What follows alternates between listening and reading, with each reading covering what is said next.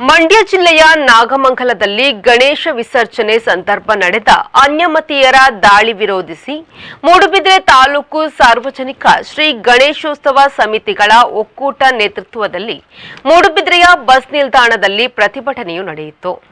ಹಿಂದೂ ಜಾಗರಣ ವೇದಿಕೆಯ ಜಿಲ್ಲಾಧ್ಯಕ್ಷ ನರಸಿಂಹ ಶೆಟ್ಟಿ ಮಾಣಿ ಪ್ರತಿಭಟನೆಯನ್ನ ಉದ್ದೇಶಿಸಿ ಮಾತನಾಡಿ, ಸನಾತನ ದೇಶದಲ್ಲಿ ಗಣೇಶ ಪೂಜೆಗೂ ವಿಘ್ನ ದೊರೆತಿರುವುದು ಆತಂಕಕಾರಿ ಎಂದು ಹೇಳಿದರು.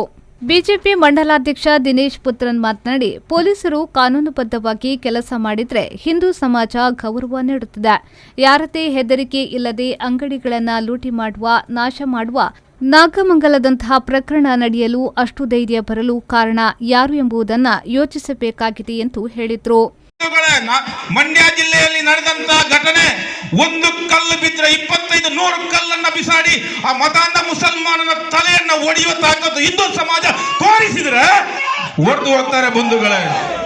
ಇದೇ ಗತಿ. ಇನ್ನು ನಾವು ಶಾಂತಿ ಪ್ರಿಯರಾಗಿ ನಮಗೆ ನಮ್ಮ ಮನೆಗೆ ಏನು ಆಗ್ಲಿಲ್ಲ ಅಂತೇಳಿ ನಾವು ಶಾಂತಿ ದೂತರಾಗಿ ನಾವು ಕೂತ್ಕೊಳ್ಳುವುದಲ್ಲ.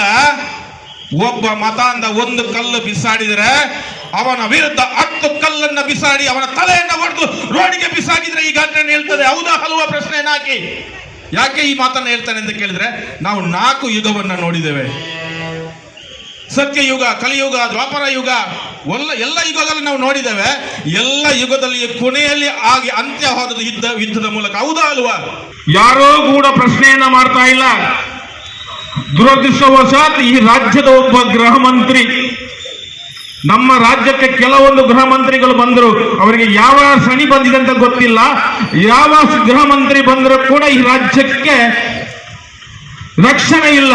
ಅದು ಕೂಡ ಈ ದೇಶದ್ರೋಹಿ ಸಂಘಟನೆ ಆಗಿರುವಂತ ರಾಷ್ಟ್ರೀಯ ಪಕ್ಷವಾಗಿರುವಂತ ಕಾಂಗ್ರೆಸ್ ಪಕ್ಷದ ಒಬ್ಬ ರಾಷ್ಟ್ರದ್ರೋಹಿ ಗೃಹ ಮಂತ್ರಿ. ಯಾವುದೋ ಆಕಸ್ಮಿಕ ಘಟನೆ. ಸ್ವಾಮಿ, ನಾನು ಪ್ರಶ್ನೆಯನ್ನ ಮಾಡ್ತೇನೆ, ನಾನು ಹೇಳಬಾರ್ದು ಈ ಪ್ರಶ್ನೆಯನ್ನ. ಗೃಹ ಮಂತ್ರಿಯ ಮನೆಯವರ ಮೇಲೆ ಯಾರಾದ್ರೂ ಒಬ್ಬ ಮತಾಂತರ ಕೈ ಹಾಕಿದ್ರೆ, ಅಥವಾ ಗೃಹ ಮಂತ್ರಿಯ ಮನೆಗೆ ಕಲ್ಲನ್ನ ಬಿಸಾಡಿದ್ರೆ, ಗೃಹ ಮಂತ್ರಿಯ ಕಾರಿಗೆ ಕಲ್ಲನ್ನ ಬಿಸಾಡಿದ ಆಕಸ್ಮಿಕ ಘಟನೆಯ?